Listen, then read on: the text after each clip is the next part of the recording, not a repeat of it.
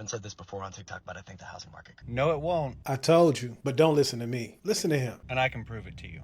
The purpose of violently increasing interest rates is to slow down before a crash. And right now, our foot's been all the way on the brake for 2 years. In the housing crash scenario of 2008, for example, we were wide open. Home sales and mortgage applications even were higher in 2006 than they were in 2021, when rates were 2%. That's how wide open we were in the crash. Now, don't get me wrong, we are hitting the brakes hard. It is not comfortable. And we could get in a fender bender, especially because of other external factors in the economy. If the coastal cities of Florida are any part of the car, it's the front bumper. And parts of Texas are the headlights. So those local markets in specific could sustain some damage from a fender bender, from a panic stop scenario. But again, the major difference, and I can't stress this enough, is that we have been hitting the brakes for over 2 years. And that's a perfect place for me to hit the brakes. Welcome back to the channels, guys. For those of you that don't know me, my name is Robert, and I am a lender, as you can see below. Today, found a gentleman that's speaking the truth, man. They got all these naysayer, unscrupulous actors out here that are just in the getting money mode. They selling drugs to whoever's buying them. And they're leading you guys astray. And as the gentleman said, we're nowhere near the actual sales that we were near back in 2006. But if you listen to the commentary of the day, it's the sky is falling. In fact, we got the existing home sales today, and it actually beat the actual forecast. Now, in my opinion, where the market is really seeing a crash is in the number of transactions. If you go back 19, 20, 21, 22, there were record numbers, millions of people buying homes, and that has come down in that 4 million range. And I think that's what we're going to stay for a period of time. But you would be surprised at all of the comments that I get about these house prices are too high and they're going back to, 250. No, they're not. Not in the areas that we speak about, major metropolitan areas, major cities. There's some pockets in these United States where you could still get a house, under 300,000, maybe 250. But the question is, do you want to live there? So before we go any further, let me thank the gentleman for articulately expressing and giving great examples on my level where I can understand it. Stop and go, car, bumper, headlights. That was nice. Shout out to you.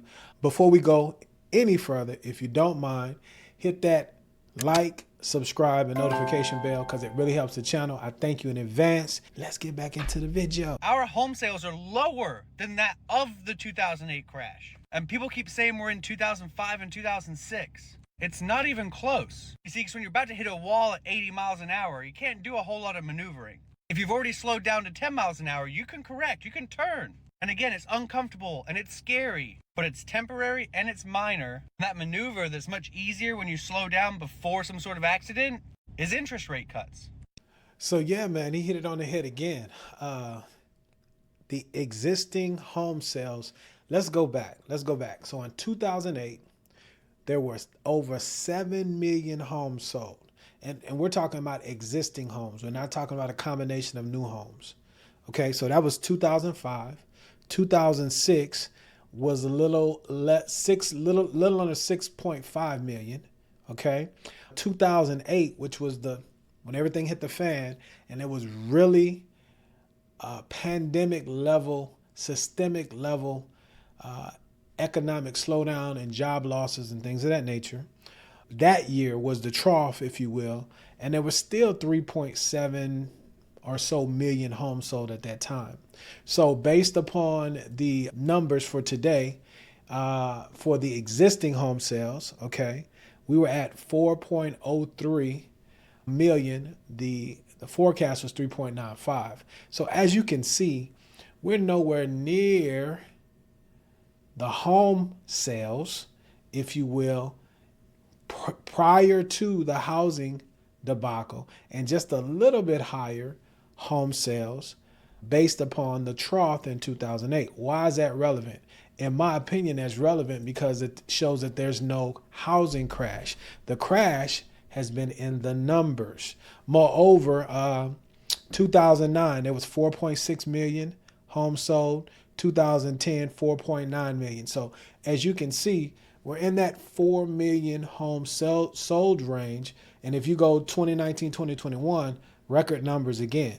So the crash on the residential side has been in the number of transactions.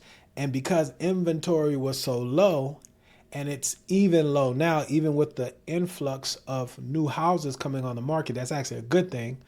We're still in a balanced market. Well, I won't say balanced. It's tilted a little bit more to buyers. And that's why you see buyers getting all of these incentives. Now, those of you that are misinformed, respectfully, you're waiting on the sideline and you're going to miss the boat again because you have pent up demand. Okay. And as the gentleman is explaining in his video, interest rates, rising interest rates, the purpose of that is to slow down the inflation of assets, home prices. That's why you saw all of that during the pandemic when it was supposed to be the world is crashing. Why was money looking for real estate to park itself in? And so that has priced some of you guys out, unfortunately. Those of you that still have an opportunity, now is the time to make great offers, not crazy offers. And as I stated in other videos, where I see people winning now is you're bringing less money to the table, getting closing costs paid for, getting extra monies to buy down the rate. And when rates come down, they might take a little while, then you can reposition because you're on the property ladder and you won't get caught outside looking in or playing the musical chairs because there's a lot of money out here.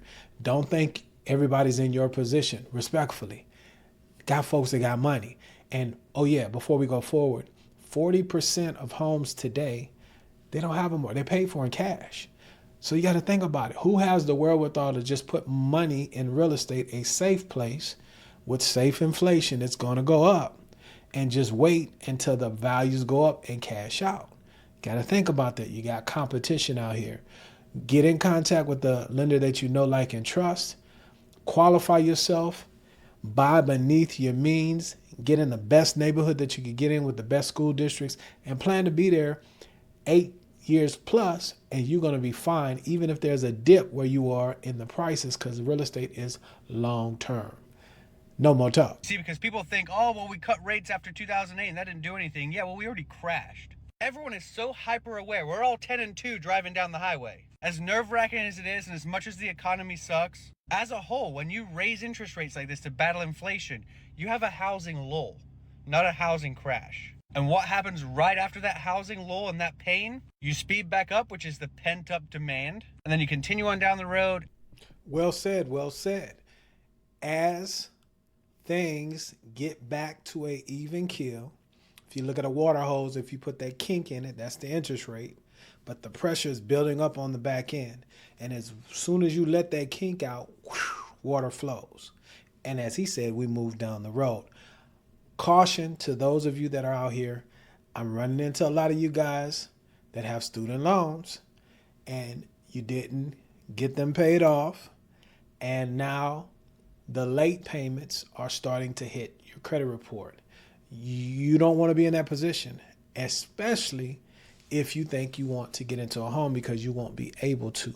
If your loan is in deferment and they were paid off, you should have documentation showing that they were paid off. If not, get in contact with your servicer and make those payments if home ownership is for you. Because everybody, all of you guys don't want to do it, and I'm not talking to you, so you don't have to get in the comment section and throw a tantrum. Okay, but back to the video, as he was saying, in order to have a crash, you got to have supply. Okay, so we don't have enough supply, and the millennial cohort, millennials, larger than the baby boomers, and a lot of you guys are waiting. If rates just dip a little, just the pinky toe past 6%, you're going to see mortgage applications pick up again. Don't let it go down to the low fives. In the 5 to 5%, 5.5% range, it's going to be off and running. And then you're going to see how fast this inventory gets sucked up. So respectfully, My name is Robert. My time is up, but I thank you for yours. As I always say, guys, be good to one another, let grace abound. And when it comes to buying a home, remember, we make the home loan process simple. If we can help you, reach out. If you don't want to and you disagree with what I'm saying, let it be known in the comment section, but just do so respectfully. Peace.